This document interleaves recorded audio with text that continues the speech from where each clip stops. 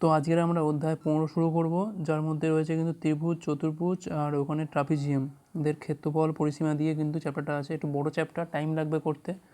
আর একটা উপপাদ্য কিন্তু আমি ভিডিওটা শেষে জুড়ে দেবো, যে থাকবে কিন্তু বাড়ির কাজ। তো অধ্যায় 15 দেখ, প্রথমে আমি সূত্রগুলো বলে নিই। তো আয়তক্ষেত্রে কী থাকে, দৈর্ঘ্য থাকে আর প্রস্থ থাকে। তো ধরলাম এটা দৈর্ঘ্য আর এটা হচ্ছে প্রস্থ। তো পরিসীমার সূত্র কি মনে করে দেখ, পুরনো জিনিস। পরিসীমা হচ্ছে 2 ইন্টু দৈর্ঘ্য প্লাস প্রস্থ, ঠিক আছে। ক্ষেত্রফল কি হয়, ক্ষেত্রফল হচ্ছে দৈর্ঘ্য ইন্টু প্রস্থ।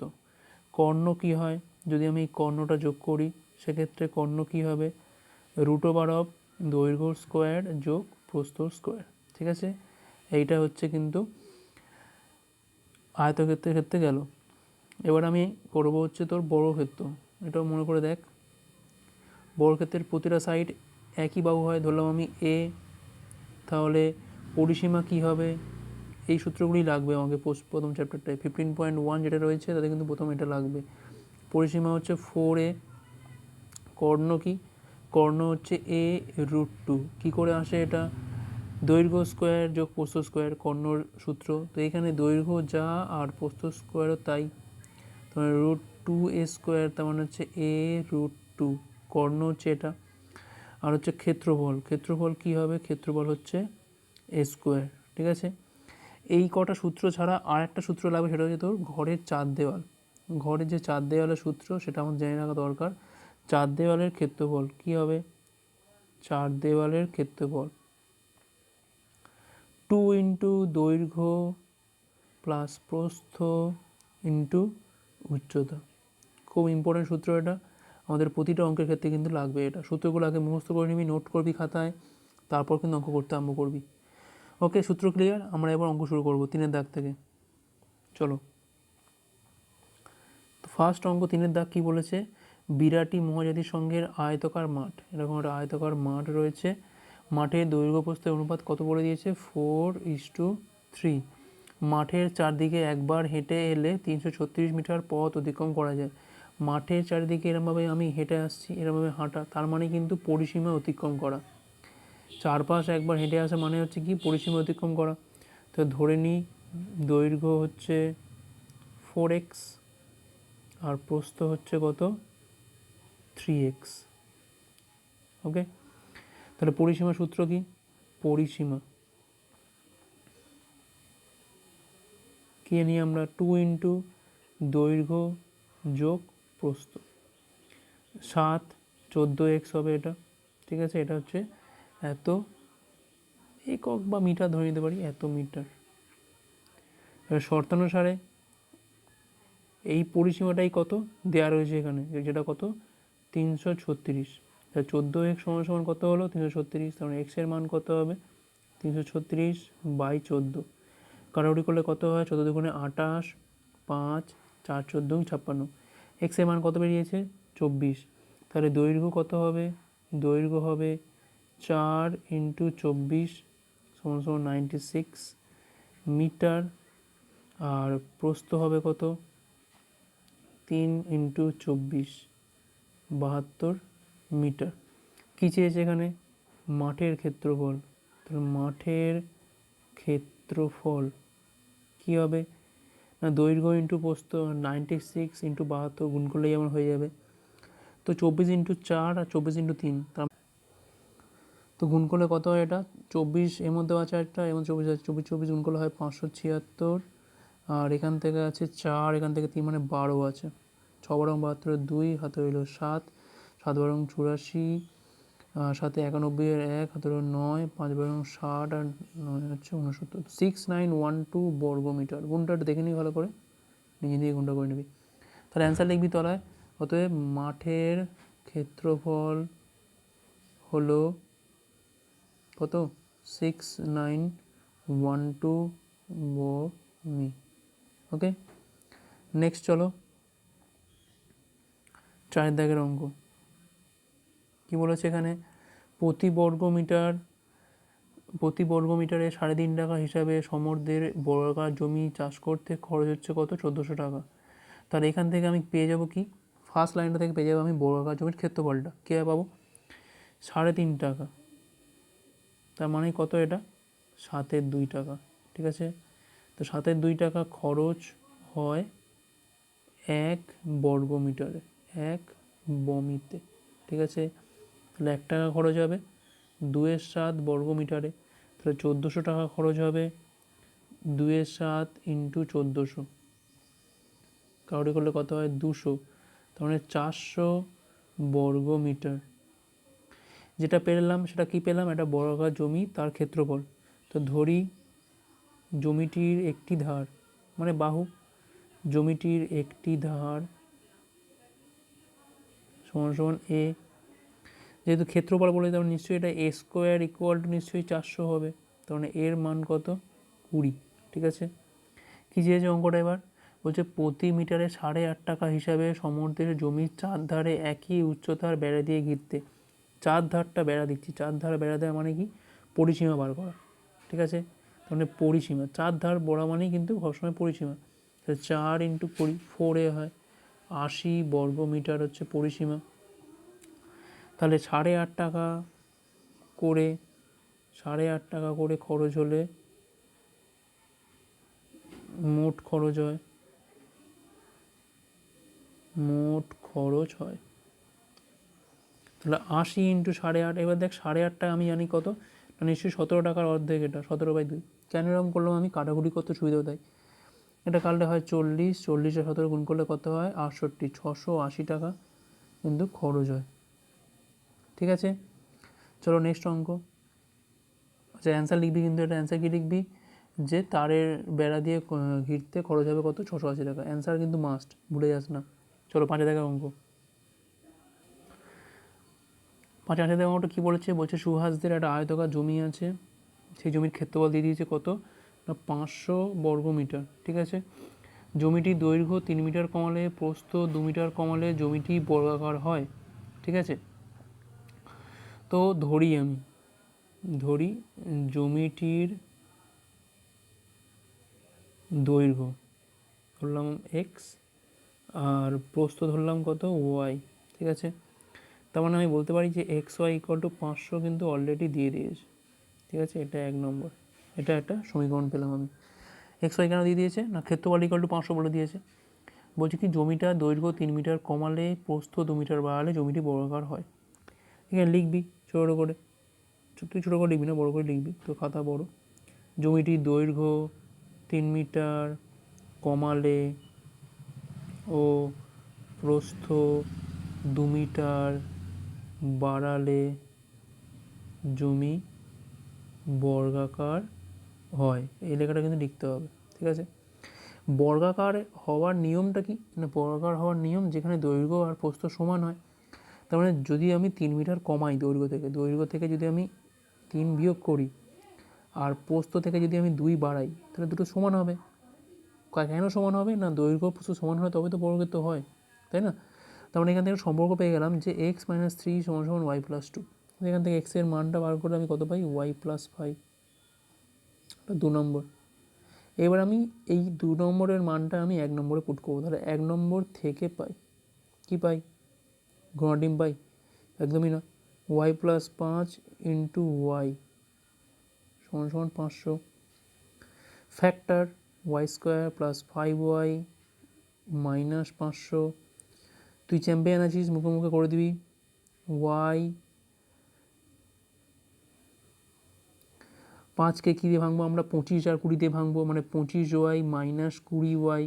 ঠিক আছে, তার মানে y+25 একটা হবে, y - 20 একটা হবে।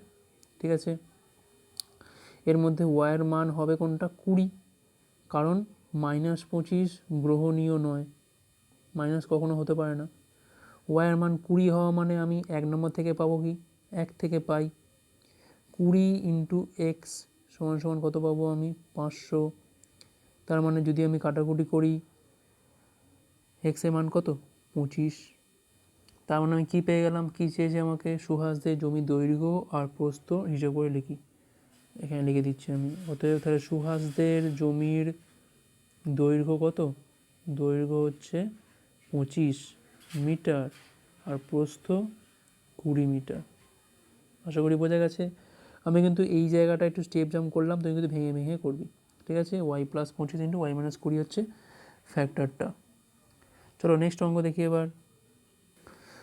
নেক্সট হচ্ছে অঙ্ক 7 দাগের অঙ্ক।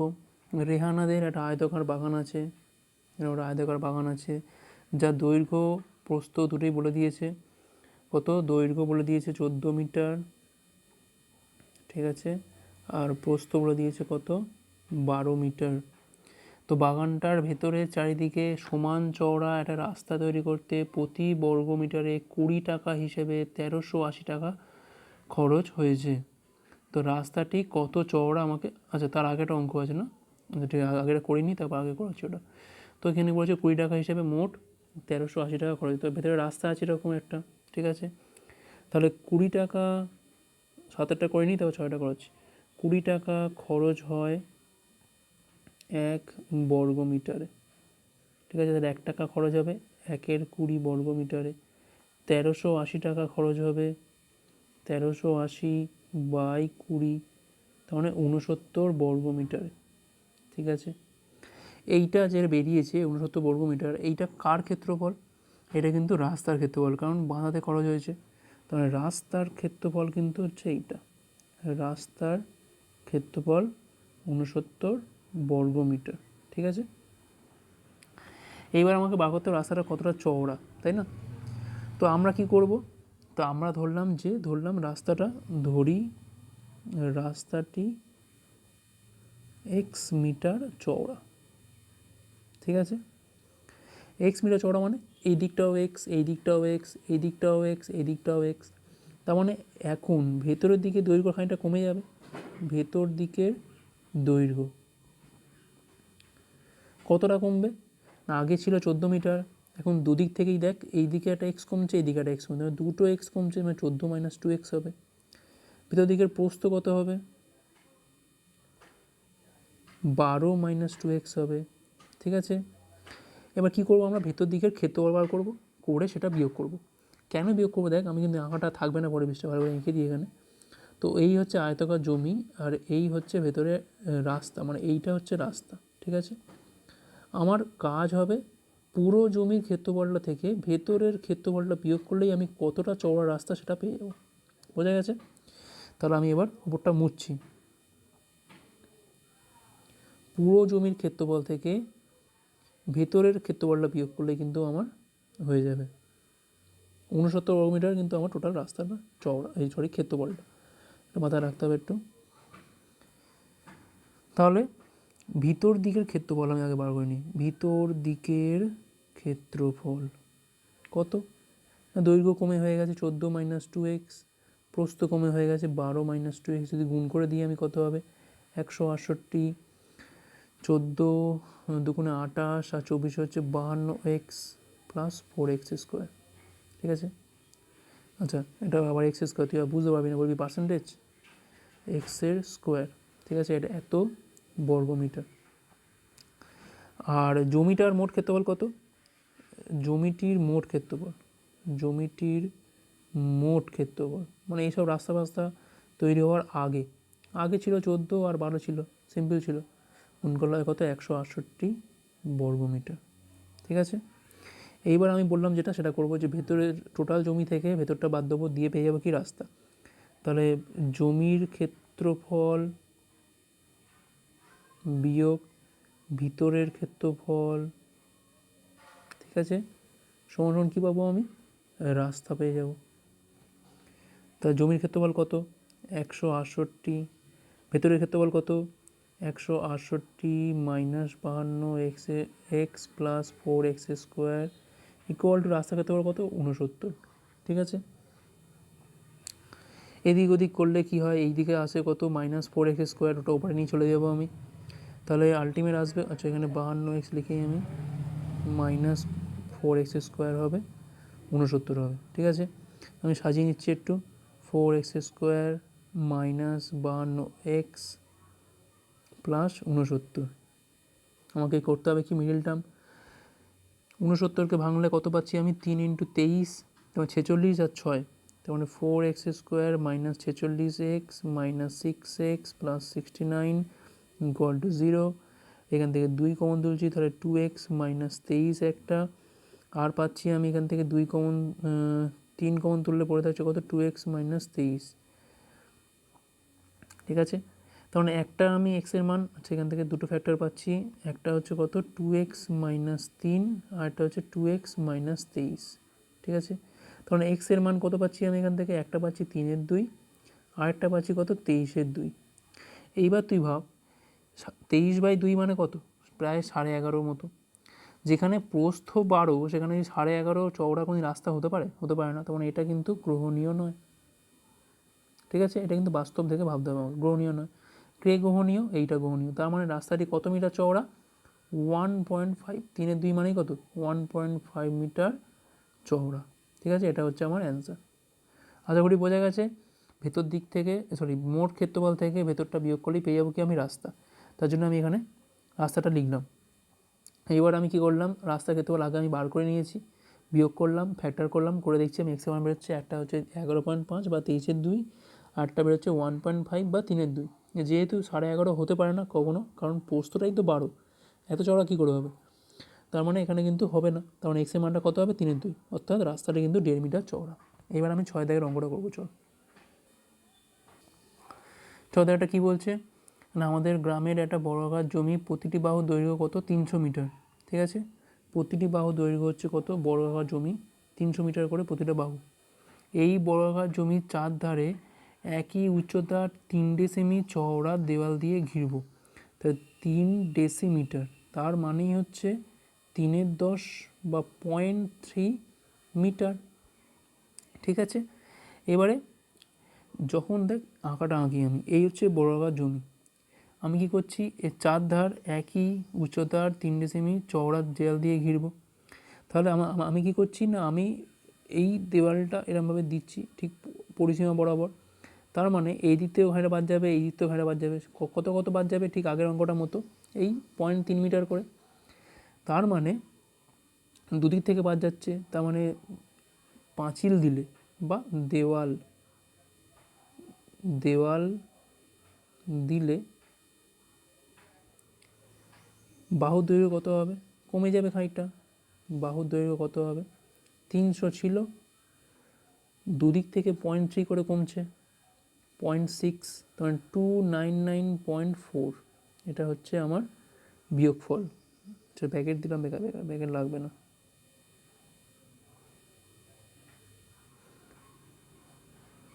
টু 299.4 হচ্ছে মিটার।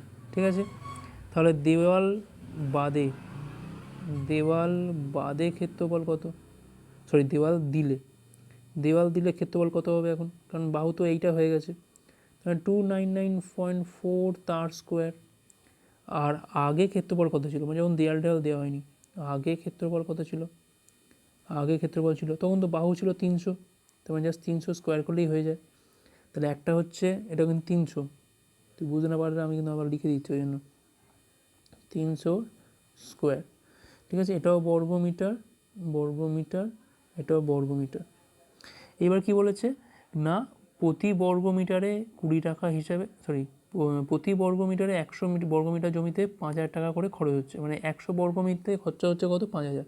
তাহলে এই দেওয়ালের জন্য কত খরচ পড়বে, তার দেওয়ালের ক্ষেত্রফল বার করতে হলে কী বার করবো আমি, একটু আগেই বললাম দেওয়ালের ক্ষেত্রফল, আগে যেটা ছিল সেটা থেকে পরের ক্ষেত্রফলটা বিয়োগ, আগের ক্ষেত্রেও তাই করলাম আমি। এই এ স্কোয়ার মানে এটা কিন্তু স্কোয়ার করবো না, স্কোয়ার করলে দেখতে হবে না, এ স্কোয়ার মানে বি স্কোয়ার ফর্মুলা এটা, এ plus B A minus B, একবার এদের মধ্যে যোগ হবে, একটা হবে 599.4 আর একবার বিয়োগ হবে 0.6, এত বর্গমিটার। ঠিক আছে, এবার আমি গুণ করব, আমি উপরটা মুছছি, বড় বড় অঙ্ক।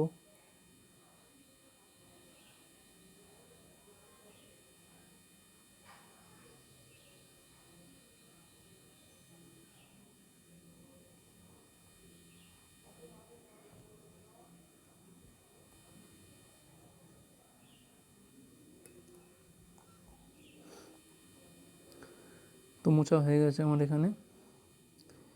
এবার কি বলেছে ওখানে, 100 বর্গমিটারে জমিতে খরচ হয় কত, খরচ হয় 5,000 টাকা। ঠিক আছে, তাহলে 1 বর্গমিটারে খরচ হয় কত? নিশ্চয়ই 5,000 বাই 100। তাহলে আমার বার করতে হবে এইটাতে 599.4 ইন্টু 0.6, এতে খরচ হয়। তো 599, 4 তলায় আমি 10 লিখলাম, উপরে 6 তার তলায় 10 লিখলাম, এখানে 5,000 তো পড়ে আছে, এখানে আছে 100। তো আমি এই দুটো শূন্য কেটে দিলাম, 50 100 কারোটি করলে হয় 2, 2 আর 6 কাটলে কত হয় 3, গুণ করলে কত হয় 3 4 12 2, হাতে হইল 1, 3 নং 27 28 8, হাতে হইল 2, 3 নং 27 2 29 9, হাতে হইল 2, 3 5 15 2 17, এত টাকা। তার মানে তার দেওয়াল দিতে খরচ হবে কত? 17,982 টাকা। আশা করি বোঝা গেছে। ঠিক আগের অঙ্কটার মতোই, কিন্তু এই জন্য একটা পরপর দিয়েছে, একই টাইপের অঙ্ক বলে। চলো নেক্সট অঙ্ক দেখি। 8 দাগের অঙ্ক কি বলেছে?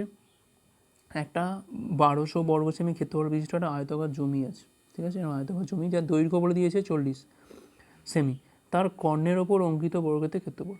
তো দৈর্ঘ্য বলে দিয়েছে 40 সেমি, প্রস্থটা বলে দেয়নি, তো প্রস্থ আমি বার করতেই পারবো নিশ্চয়ই। প্রস্থ সমান কী হবে না, ক্ষেত্রফল বাই দৈর্ঘ্য করলেই তো হয়ে যায়। ক্ষেত্রফলকে দৈর্ঘ্য দিয়ে ভাগ করলেই প্রস্থ পেয়ে যায়। কেন পাই? দৈর্ঘ্য ইন্টু প্রস্থ করলে ক্ষেত্রফল। তাহলে 1200 বাই 40 করলে কত হয় 30 সেমি, এটা হচ্ছে প্রস্থ। কর্ণ বার করতে হবে আমাকে, আগে কর্ণটা বার করিনি। কর্ণ কী করে বার করে? আমি এক্ষুনি বলছিলাম যে সূত্রের মধ্যে দৈর্ঘ্য স্কোয়ার যোগ প্রস্থ স্কোয়ার, 40 স্কোয়ার যোগ 30 স্কোয়ার করে দেখবি আসছে 2500, তার মানে এটা আসবে কত 50 সেমি।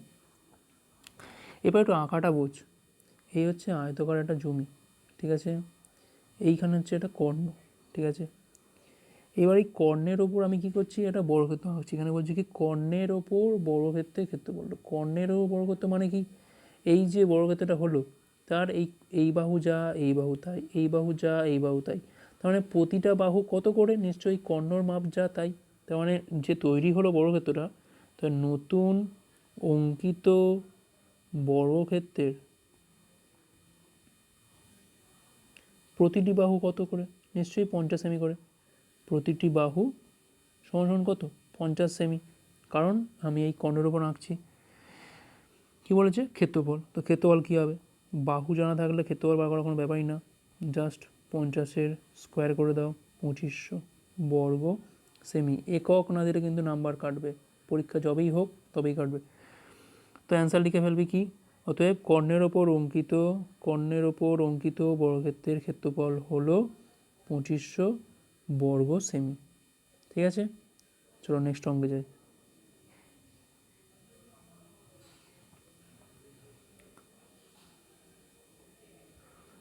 9 দাগের অঙ্ক কি বলছে? একটি হল ঘরের দৈর্ঘ্য 4 মিটার, প্রস্থ 6 মিটার, উচ্চতা 4 মিটার। ঠিক আছে, তাহলে লিখতে হবে একটু হল ঘরের, আমি বলছিলাম ঘরের দিয়ে অঙ্ক আসে খুব। দৈর্ঘ্য 4 মিটার, প্রস্থ 6 মিটার, উচ্চতা কত? উচ্চতা হচ্ছে 4 মিটার। তাহলে হল ঘরের ক্ষেত্রফল, হল ঘরের ক্ষেত্রফল মানেই হচ্ছে 4 দেওয়ালের ক্ষেত্রফল। ঠিক আছে, কি সূত্র? 2 ইন্টু দৈর্ঘ্য প্লাস প্রস্থ ইন্টু উচ্চতা। 4 6 10, গুণ করলে হয় কত 20, আর 4 হচ্ছে 80 বর্গ মিটার। এটা হচ্ছে হল ঘরের ক্ষেত্রফল। তো 3টে দরজা আছে, প্রত্যেকটার বলে দিয়েছে প্রত্যেকটি 1.5 মিটার ইন্টু 1 মিটার। তার মানে এইটা হচ্ছে প্রথমটা হচ্ছে দৈর্ঘ্য, তারপর একটা প্রস্থ। তাহলে একটি দরজার ক্ষেত্রফল কত? একটি দরজার ক্ষেত্রফল বলাই রয়েছে 1.5 ইন্টু 1, তার মানে সেই গুণ করলে কত 1.5 হবে। এমন কটা দরজা আছে? 3টে দরজা। 3টে দরজার ক্ষেত্রফল কত হবে? 3 ইন্টু 1.5 গুণ করলে কত হয় 4.5 মিটার। ঠিক আছে, আর কি বলছে? 4টে জানলা আছে, প্রত্যেকে দৈর্ঘ্য কত 1.2 করে। তাহলে একটি জানলার ক্ষেত্রফল 1.2 ইন্টু 1.2 বর্গ মিটার। আচ্ছা, এটা সব বর্গ মিটার হবে, মিটার স্কোয়ার দিয়ে দিলাম আমি, মিটার স্কোয়ার।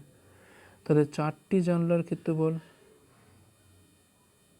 কমা দিলে 4 ইন্টু 1.2 গুণ করলে কত হয় 4 12 48, 4.8 মিটার স্কোয়ার। ঠিক আছে, এবার কি বলছে না, ঘরটির চার দেওয়ালে প্রতি বর্গমিটারে 70 টাকা হিসাবে রঙিন কাগজ দিয়ে ঢাকতে। এই যখন ঘরে যখন আমি রঙিন কাগজ ঢাকবে বা এরকম ধরনের প্রশ্ন থাকবে, তার মানে বুঝতে হবে দরজা জানলা বাদ দিয়ে আমাকে ঢাকতে হবে, ঠিক আছে। তাহলে দরজা জানলা মিলিত ক্ষেত্রফল কত, দরজা ও জানালা মোট ক্ষেত্রফল কত, যোগ করে দাও।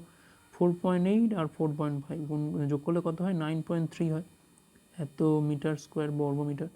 তো আমাকে কিন্তু এই 9.3টা বাদ দিতে হবে, দেওয়ার পর হিসেব করতে হবে, ঠিক আছে। মুছছি আমি।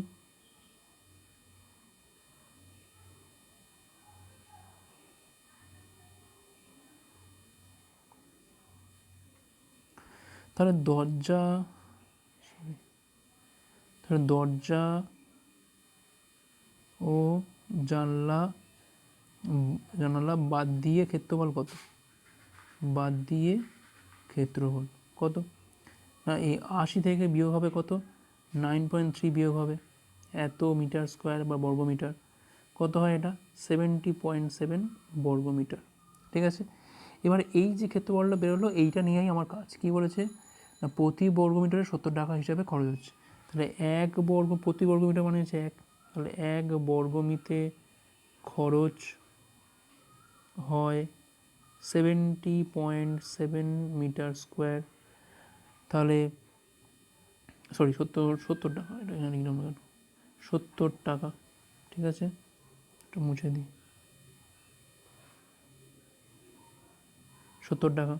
তাহলে 70.7 বর্গমিটারে খরচ হবে 70 ইন্টু 70.7, 7 দিয়ে গুণ করলে কত হয়, 9 49,490, এক ঘর আগে পয়েন্ট, তখন এই টাকাটাই হবে 4949। তাহলে ঘরের চার দেওয়াল রঙিন কাগজ দিয়ে ঘিরতে তার কত খরচ হবে, 4,949 টাকা। প্রত্যেকটা কিন্তু উত্তর লিখবি, উত্তর কিন্তু মাস্ট। আর যা যা করছিস সবগুলো কিন্তু করে করে আমাকে ফটো তুলে পাঠাবি। বাড়ির কাজ কী থাকবে, 8 অঙ্ক করিনি, তারপর আমি বলবো বাড়ির কাজটা কী। 10 থেকে অঙ্ক আছে, লাস্ট অঙ্ক, তারপর আমি একটা উপপাদ্য করাবো। ঘরের চার দেওয়ালের ক্ষেত্রফল বলে দিয়েছে 42 বর্গমিটার, মেঝের ক্ষেত্রফল বলে দিয়েছে কত, 12 বর্গমিটার। ঘরটা দৈর্ঘ্য এত হলে উচ্চতা কত।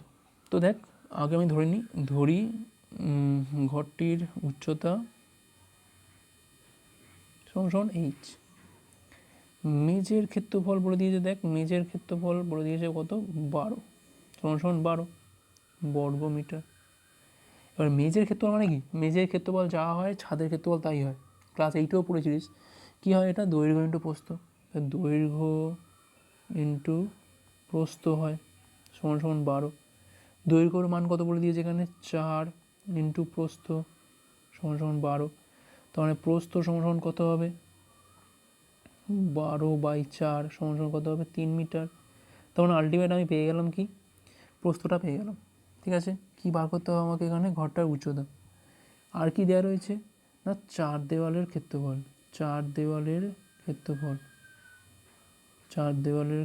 সমান দেওয়া আছে কত, 42 বর্গমিটার, ঠিক আছে। কিছু তো 2 ইন্টু দৈর্ঘ্য প্লাস প্রস্থ ইন্টু উচ্চতা সমান 42। তাহলে 2 ইন্টু দৈর্ঘ্যর মান কত, এক্ষুনি বার করেছি আমি, বার করা ছিল আগে থেকেই, 4 মিটার। প্রস্থর মান কত, 3 মিটার। উচ্চতা কত বার করতে হবে, বা এইচ ধরেছি আমি, এইচ লিখবো এখানে, না লিখলেও চলে, না ধরলেও চলে, তাহলে উচ্চতা লিখে করবো আমরা 42। এবার কি হচ্ছে, 4 3 7 2 14 এইচ সমান 42। তাহলে এইচের মান কত, 3 মিটার। ওকে, তাহলে কি বেরিয়ে গেল আমার এখানে, ঘরটির উচ্চতা 3 মিটার। এই 10টা অঙ্ক কিন্তু বাড়িতে রিভিশন থাকছে, প্র্যাকটিস থাকছে, আমাকে ফটো তুলে পাঠাবি। তার সাথে কী থাকছে না, যেটা এক্সাম্পলে করা রয়েছে, উদাহরণে যেগুলো করা রয়েছে এই আয়তক্ষেত্রের উপর দিয়ে বা বর্গক্ষেত্রের উপর দিয়ে, সেগুলো কিন্তু প্রত্যেকটা অঙ্ক বুঝে খাতায় আবার প্র্যাকটিস করবি। যদি কোনো অঙ্ক মনে হয় যে বুঝতে পারছি না, শুধু আয়তক্ষেত্র আর বর্গক্ষেত্র, এর বাইরে কোনো অঙ্ক করতে হবে না, ঠিক আছে। ওখানে ত্রিভুজীয় অঙ্ক রয়েছে, ট্রাপিজিয়াম, সামান্তরিক দিয়ে রয়েছে, এগুলো করতে হবে না। আয়তক্ষেত্র আর বর্গক্ষেত্র এই দুটোর ওপর অঙ্ক করবি। যদি কোনো জায়গায় মনে হচ্ছে প্রবলেম হচ্ছে, বুঝতে পারছি না, সেটা আমাকে সেই দাগ নাম্বারটা আমাকে বলবি পেজ নাম্বার দিয়ে, আমি সেটা কিন্তু আরেকবার এখানে বুঝিয়ে দেবো। ওকে, চল এবার লাস্ট উপপাদ্য দিয়ে আমি আজকে ক্লাস শেষ করব। তো উপপাদ্য 20 তো দেখেছিস, আজকে কিন্তু উপপাদ্য 21। 20 আর 21 বলতে গেলে প্রায় সেম, ঠিক আছে, একটু কিন্তু আলাদা। এই পার্থক্যটা কিন্তু আমাকে বুঝতে হবে, পরীক্ষায় কিন্তু একটা আসলে আরেকটা লিখে দিলে কিন্তু হবে না। 21-এর আগে স্টেটমেন্টটা পর কী বলছে না, কোনো ত্রিভুজের যে কোনো একটি বাহুর মধ্যবিন্দু দিয়ে অঙ্কিত দ্বিতীয় একটি বাহুর সমান্তরাল সরলরেখা তৃতীয় বাহুকে সমদ্বিখণ্ডিত করবে এবং ত্রিভুজের বাহুগুলির দ্বারা সমান্তরাল সরলরেখা খণ্ডিতাংশ দ্বিতীয় বাহুর অর্ধেক হবে। ঠিক আছে, এবার দেখ প্রদত্ত কী বলছে না, বলছে ত্রিভুজ এবিসি, যখন এটা করবি তখন খাতাটা পাশে রাখবি, আঁকবি, এঁকে এঁকে বোঝার চেষ্টা করবি, তারপর হয়ে গেলে তারপর 2 বা 3 বার কিন্তু লিখবি। ধরা যাক ত্রিভুজ এবিসি এর এবির মধ্যবিন্দু কত, ডি। তো এইটা হচ্ছে ডি। ঠিক আছে, তো ডি বিন্দু দিয়ে কি করছে না, এই বিসি, এই যে তলা যে বিসি রয়েছে, বিসির সমান্তরাল করে একটা সরলরেখা টানলাম যার নাম হচ্ছে ডি। ঠিক আছে, যা এসি বাহুকে ই বিন্দুতে টাচ করেছে বা ছেদ করেছে। ঠিক আছে, এখানে ই বিন্দুও রয়েছে দেখতে পাচ্ছি আমরা। কি প্রমাণ করতে হবে আমাকে না, এই সমান সমান সি, এই 3টে দাগ দিচ্ছি আমি, এরা পরস্পর সমান দেখাতে হবে। আর দেখাতে হবে কি আমাকে না, ডিটা এই বিসির অর্ধেক। অঙ্কন কি করলাম আমি, অঙ্কনটা দেখ, আমি অঙ্কনটা সাদা দিয়ে করেছি। ইডিকে আমি বাড়াচ্ছি কত অবধি না, ইডিকে আমি বাড়িয়ে, এটা এফ হবে, সরি এটা এফ করে দিই, ইডিকে বাড়িয়ে আমি এফ পর্যন্ত বাড়াচ্ছি। ঠিক আছে, যাতে কি হয় না, ইডি আর ডিএফ সমান হয়, এই ইডি আর ডিএফ যেন সমান হয়। ঠিক আছে, এইবার আমার হচ্ছে প্রমাণে চলে আসবো আমি। তো এটাও আগেরটার মতোই, ওই যে ত্রিভুজটা নিয়ে প্রমাণ করেছিলাম এটাও সেই ত্রিভুজটা নিয়ে প্রমাণ হবে। ত্রিভুজ এডিই আর ত্রিভুজ বিডিএফ, এদের মধ্যেই প্রমাণটা হবে। ঠিক আছে, তো এডি সমান সমান বিডি, এটা তো বলেই দিয়েছে মধ্যবিন্দু, আর নতুন করে বলার কিছু নেই। আর কি এডিই, এই কোণটা এডিই কোণটা সমান সমান কী হবে না, বিডিএফ, কারণ বিপ্রতীপ কোণ, পাশে যা লেখা আছে সেটাও লিখবি। আর কি না, ডি সমান সমান ডিএফ, কারণ এই অনুযায়ী আমি এঁকেছি, তাই লেখা রয়েছে এখানে কি অঙ্কন অনুযায়ী। তাহলে এটা দুটো বাহু একটা কোণ সমান, তেমন আমি বলতে পারি ত্রিভুজ দুটো সর্বসম। ঠিক আছে, ত্রিভুজ বিডিএফ এর সাথে এডিই সর্বসম, সর্বসম হয়ে আমার সব সমান, তাহলে আমি বলতে পারি যে এই যা এফ বি তাই। ঠিক আছে, এই যা এফ বি তাই, কেন এটা অনুরূপ বাহু। আর কি আমি এটাও বলতে পারি যে ডিএ ই কোণ যা, এই যে ডিএ ই কোণ যা, ডিবিএফ কোণটাও তাই, ডিএ ই কোণ যা ডিবিএফ কোণটাও তাই। এইবার আমাকে দেখতে হবে যে এই যে দুটো কোণের সমান বললাম, এটা কিন্তু আবার একান্তর কোণ। একান্তর কোণ কখন আসে, যখন সমান্তরাল আসে। তার মানে আমি বলতে পারি যে এই সমান্তরাল বিএফ। ঠিক আছে, এটা বলতে পারি। এবারে এই সমান্তরাল হওয়া মানে সেটা কি, সি সমান্তরাল হওয়া, কারণ এইটা তো সিরই লাইন একটা, তাহলে সি সমান্তরাল বিএফ। তার মানে সি সমান্তরাল বিএফ মানে বলতে পারি আমি যে ইএফ সমান্তরাল বিসি আবার। ঠিক আছে, কারণ আমি এই অনুযায়ী এঁকেছি, এইটা আমি পেলাম এইভাবে, এই কোণটোন দিয়ে পেলাম। আর একটা অলরেডি আমি পেয়ে গেছি অলরেডি, যেটা হচ্ছে ইএফ সমান্তরাল বিসি। কেন, কারণ আমি ফার্স্টেই বলেছিলাম যে ডি বিন্দু থেকে আমি বিসি সমান্তরাল করে টানলাম, তার মানে এটাও আমার জানা। তাহলে দেখ এইটা আর এইটা পরস্পর সমান্তরাল দেখতে পাচ্ছি আমি, তার মানে এই যে ইএফ বিসি এটা কি, এটা সামান্তরিক, বা বিসিইএফ, বিসিইএফ কি একটা সামান্তরিক। কারণ সামান্তরিক, কারণ বিপরীত বাহুগুলো পরস্পর সমান্তরাল। সামান্তরিক হওয়া মানে তার বিপরীত বাহুগুলো সমান হবে, তার মানে বিসি সমান সমান সিই বলতে পারি আমি। অন্য কালি দিয়ে বোঝাই না, বিসি বিএফ সমান সমান সিই বলতে পারি আমি, বা বিসি সমান সমান আমি বলতে পারি ইএফ, কারণ বিপরীত বাহুগুলো পরস্পর সমান। তো এখান থেকে আমি দেখতে পাচ্ছি যে এই যে বিএফ, এই ঘষে দিচ্ছি ভালো করে আমি, এই বিএফ এর সাথে কে সমান, সিই সমান। ঠিক আছে, তাহলে আপনি দেখতে পাচ্ছি যে এই আর সিই পরস্পর সমান। কেন, এই বিএফ মানে এই বাহুটার সঙ্গে আগে এ সমান ছিল, এই বাহুটার সঙ্গে এ সমান হলো, তার মানে এ আর এ পরস্পর সমান, তার মানে এই সমান সমান সি হয়ে গেল প্রমাণ আমার, যেটা আমার বার করতে বলেছে। তার মানে ইটা এসির মধ্যবিন্দু প্রমাণ হয়ে গেল বা সমান হয়ে গেল। এইবার আমি দেখতে পাচ্ছি যে বিসি যা ইএফ তাই, বিসি যা ইএফ তাই। ইএফ এর মধ্যে আবার দুটো ভাগ, একটা হচ্ছে ডি, একটা হচ্ছে ডিএফ। ঠিক আছে, ডি ডি এ পরস্পর সমান, তার মানে বলতে পারি যে ডিটা, এই যে ডিটা পুরো ইএফের অর্ধেক। স্বাভাবিক। ধর ইএফটা 4, মনে মনে ধর ইএফটা 4, আর তোকে বলে দিল যে ডিই 2 ডিএফ 2, তার মানে বলতে পারি আমি যে ডিটা ইএফের অর্ধেক, তাহলে ডিটা ডিএফের অর্ধেক, ইএফের অর্ধেক। ঠিক আছে, বলতে পারি, কারণ 4 তো 2-এর অর্ধেক। তাহলে ইএফের অর্ধেক হওয়া মানেই সেটা কার অর্ধেক হওয়া? বিসির অর্ধেক হওয়া। কেন? কারণ অলরেডি আমি বলে দিয়েছি যে ইএফ সমান সমান বিসি, তারপরে ডিটা হাফ অফ বিসি। আগের উপপাদ্যটা যা ছিল এটাও কিন্তু তাই উপপাদ্য, একটু জাস্ট স্লাইটলি চেঞ্জ আছে। সেই চেঞ্জটাই কিন্তু দুটো বারবার ধরে পড়বি, খাতায় ট্যালি করে লিখবি, আর এটা কিন্তু আমাকে 2বার থেকে 3বার লিখে পাঠাবি। আগেরটা তো পাঠিয়েছিস, এটাও কিন্তু 2বার থেকে 3বার। ঠিক আছে, যখনই পড়বি উপপাদ্য খাতায় আঁকবি, এঁকে বোঝার চেষ্টা করবি, আর যেটা দিলাম বাড়ির কাজ সেটা কিন্তু মাথায় রাখিস। চল, বাই।